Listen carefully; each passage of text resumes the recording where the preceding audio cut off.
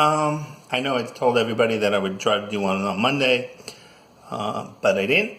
So I forget what day today is. Today is Thursday, I think, or Friday. Nope, today's Friday. Sorry, but anyway, as I talked about last week, your brain has a lot to do with overcoming your cancer or whatever illness you have.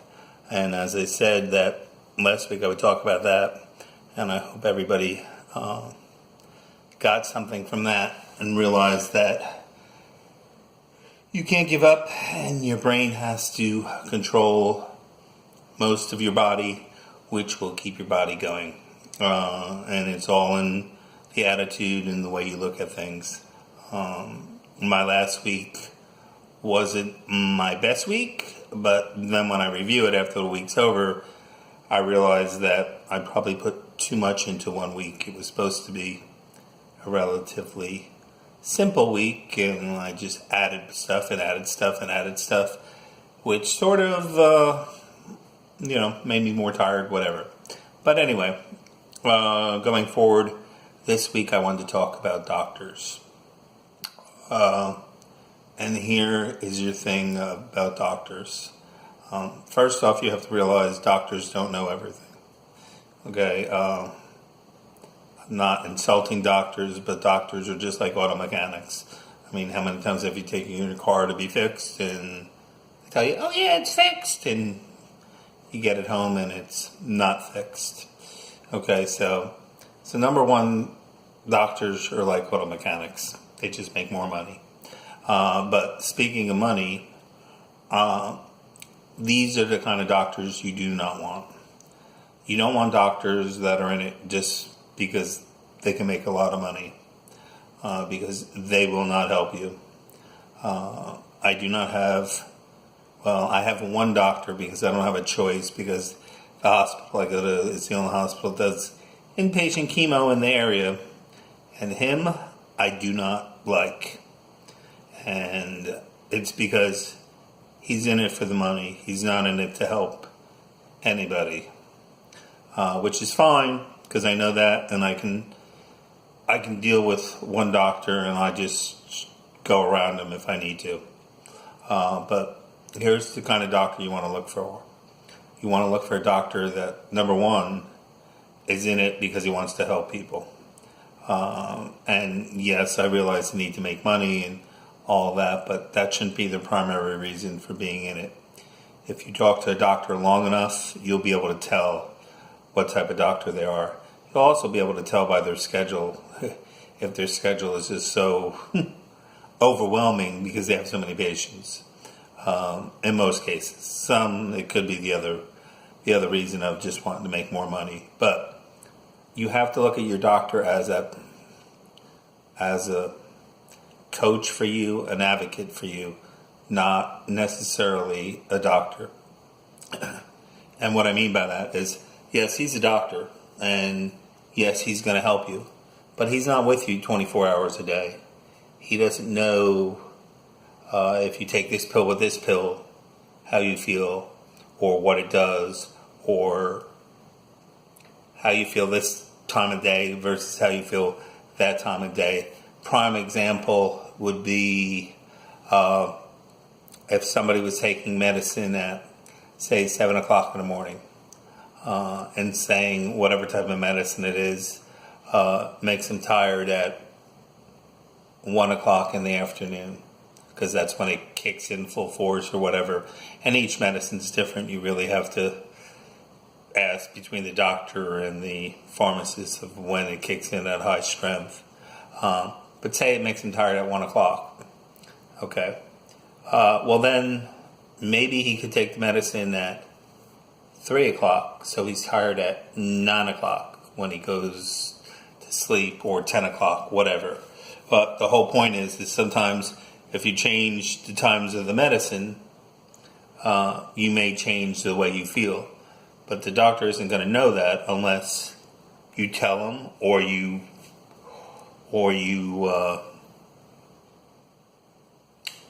change the medicine yourself. Now, I will tell you, I do change some of my medicines. I do tell them when I change them.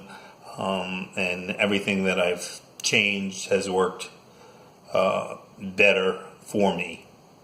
But I don't suggest by any means you do that without checking with a doctor. I've been dealing with my stuff for 27 years, so I sort of know what I can get away with and what I can't.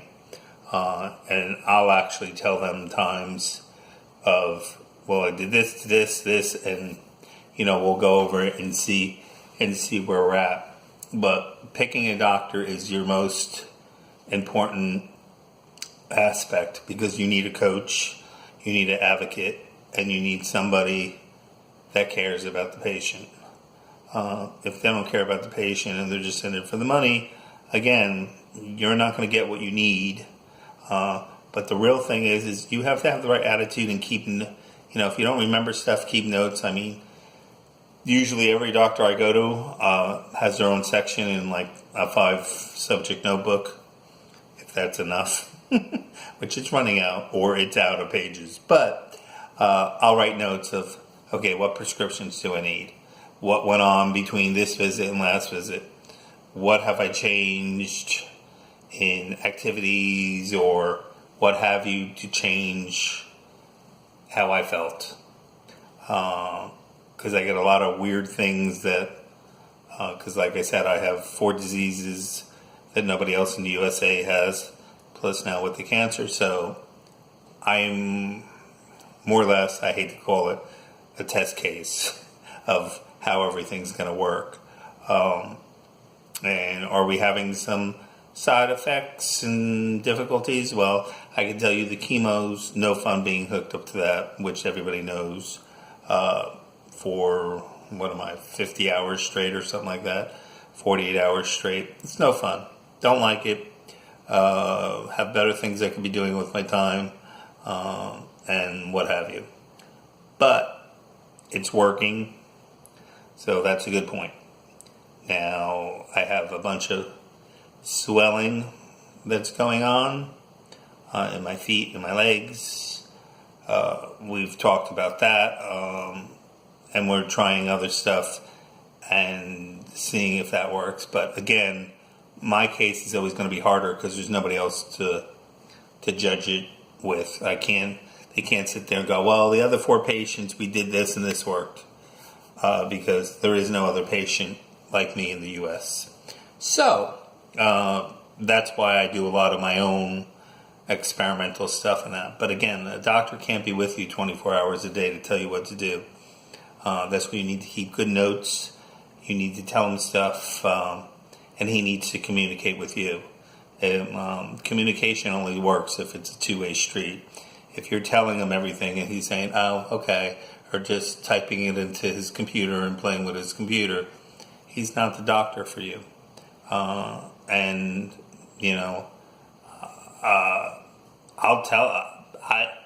normally just tell him if I have a doctor that irritates me and I don't have any, like I said, outside of the one hospital doctor that I have, that I don't have a choice. I don't have any that don't listen, pay attention to what I'm saying, say stuff back to me, and we go from there. Now, does everything always work 100%? No, but nothing's ever going to work 100%. If it was that easy, anybody could do it, and it's not. But again, if your brain gets hung up on, well, I feel like crap today, it doesn't work, you have to push yourself to get out of bed in the morning, make your list, figure out what you want to accomplish for the day, and do it. Now, do I accomplish everything I want to? No. I went to put in GFI outlets last week, and I couldn't get them to work for nothing. And I've switched plenty of outlets in my days, and I couldn't get these to work. And part of it is with the SPS and the hands not being steady, and I don't know. Part of it is my brain probably just missed something that I wasn't doing 100% correctly. So I finally just gave in and called the electrician to come and do them. Did I want to do that? No, but again, you have to know where to stop. with any activity that we do, with having whatever illness you have. Now, certain illnesses are fine, you can do anything with. Certain ones you can't. And when you get a group of them like I have, it depends on the day, and I can be fine the first hour and then be worn out the second hour. So again, it's just knowing and pushing forward and not getting discouraged. I mean, did I want to call the electrician? No. It bothered the heck out of me. But okay, let me move on to something I can accomplish. I've finally got the insurance company this week settled on all their previous blunders. We'll call them for now. And I think I finally got them on point now. So I don't think I'll have to call the insurance company every other day to fight with them to approve stuff. Okay, so that's done. So then I go on to whatever the next thing is, and there's a list, and I'm not going to go over it and bore everybody with it. But there's a list of stuff that I want to accomplish, that I need to accomplish, and that we have to do.